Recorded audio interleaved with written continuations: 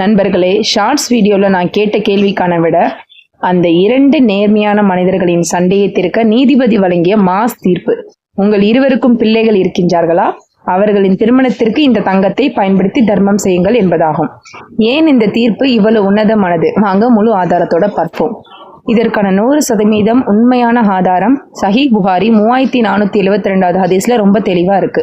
Abu Hurairah ரலியல்லாஹு அவர்கள் அறிவிக்கிறார்கள், உங்களுக்கு முன்னால் வாழ்ந்த ஒரு மனிதன் ஒரு நிலத்தை வாங்கினான். அதில் புதையல் கிடைத்த போது அதை விற்றவனிடமே திருப்பி கொடுக்க சென்றான். ஆனால் அவனோ, நான் உனக்கு நிலத்தை விற்ற போதே அதற்குள் இருக்கும் அனைத்தையும் சேர்த்துதான் விற்றேன், எனவே அது எனக்கு தேவையில்லை என்று மறுத்து விட்டான்.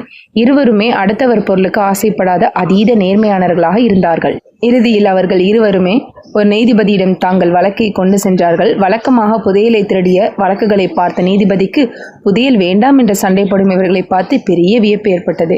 நீதிபதி அவர்களிடம் கேட்டார், உங்களுக்கு பிள்ளைகள் இருக்கின்றார்களா என்று. அதற்கு ஒருவர், எனக்கு ஒரு மகன் இருக்கிறான் என்றார். அதற்கு மற்றொருவர், எனக்கு ஒரு மகள் இருக்கிறாள் என்றார். உடனே நீதிபதி, அப்படி என்றால் உங்கள் மகனும் உங்கள் மகளுக்கும் திருமணம் செய்து வைத்து இந்த தங்கத்திலிருந்து அவர்களுக்கு செலவு செய்யுங்கள், மீதியை ஏழைகளுக்கு தர்மம் செய்யுங்கள், அதாவது சதக்கா செய்யுங்கள்னு ஒரு தீர்ப்பை கொடுக்குறாங்க. அவங்க 2 பேருமே அந்த தீர்ப்பை ஏற்றுக்கிட்டு ரொம்ப சந்தோஷமா அந்த இடத்த விட்டு நகர்றாங்க.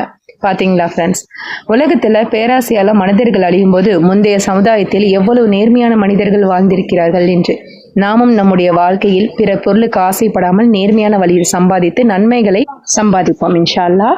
என்னோட வீடியோஸையும் ஷார்ட்ஸையும் நிறைய பேர் 5000 10,000 வியூஸ் கூட வருது அல்ஹம்துலில்லாஹ்.